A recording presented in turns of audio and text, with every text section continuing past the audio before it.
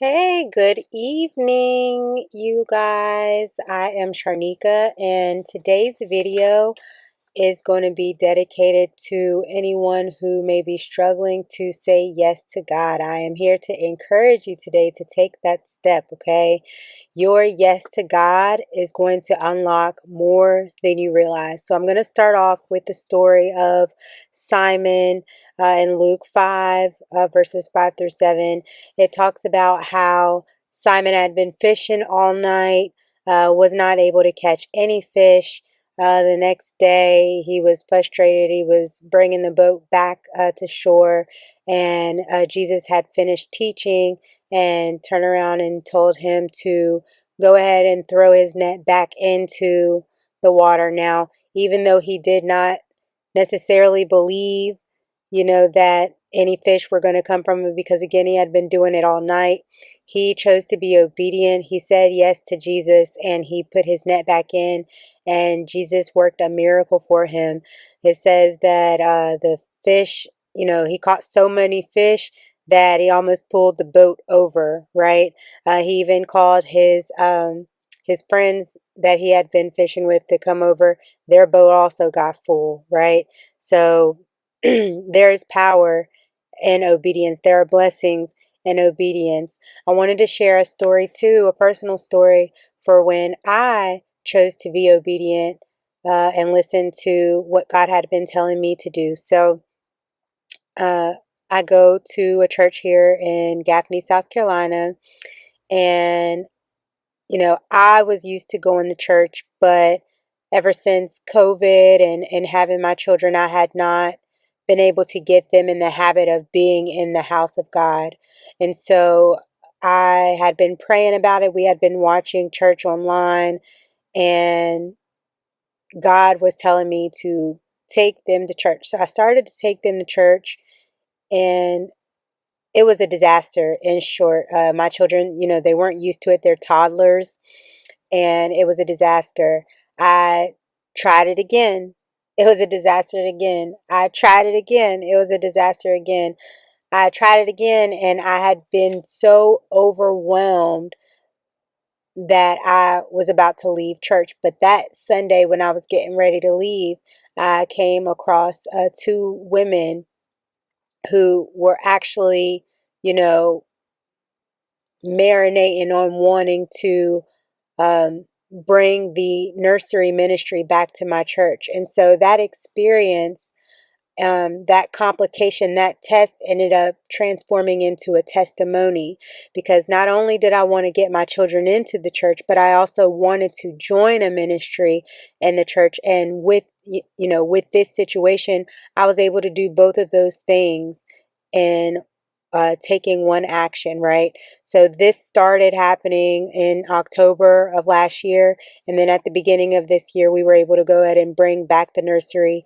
And so we are able to, serve other parents, other mothers that may be going through the same thing, um, you know, and so now they are able to come into the church house and get a word and know that their children are safe and also learning about Jesus. So that is my testimony with letting my yes, um, letting God work through me saying yes. So another example in the Bible is that of Queen Esther.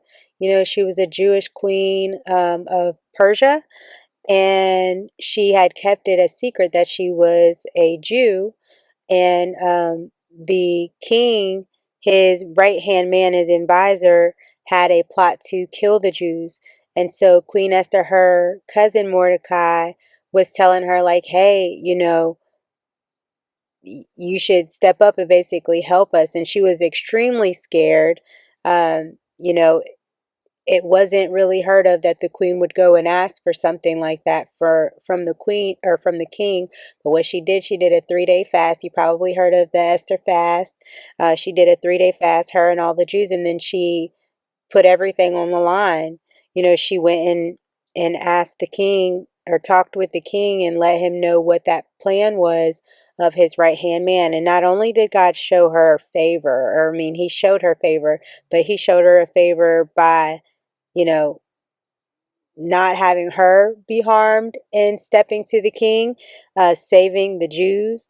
Haman, the king advisor, he was exposed and he was actually executed instead of the Jews being killed. So, just another example. That's Esther chapters 4 through 7 if you want to check out that story. But just another example of, you know, God has something on the other side of that yes, right? Your yes, it's going to have to be a bold step of faith. Um, and it on the other side of that, it can be the answer to someone else's breakthrough. You know, we're here to be disciples. God speaks to us, and it's just so important to act on it, not to try and figure everything out. When He is nudging us, you know, sometimes we just need to take that leap of faith. And it is okay to pray about it, but not to continue to delay it. And I think you know what I mean when I say that. Um, but, you know, when God sees us being obedient, He will really just take over and work out miracles. And it's just really cool to see, you know, what can manifest when we have that much faith in God. So I want to challenge you all to ask yourself, what would happen if you trusted God? What would happen if you trusted that God placed you here? You know, placed you here for a reason, where you are for a reason, right? Think about it. And I want you this week to, you know, if God is telling you to do something, I want you to take a step. Take a step, even if it's not a gigantic step. Take a step towards what you feel like He's calling you to do. Make sure you pray about it. Make sure you're in your word about it, right? But have faith, especially if it is in God's will. You know, don't try to talk yourself out of it. Don't try to doubt that He's calling you, right? He picked you. Yeah. Yeah, you heard him. He picked you. So I challenge you to take a step this week towards what you believe that He is calling you to, and comment below, I'm saying yes, right? So if this message was something that you felt like resonated with you, please like, share, comment. Again, let's get a conversation going. Share it with someone who could use some encouragement in taking their step of faith to do what God has called them to do. All right. Catch me on the next video. I hope you guys have a blessed day.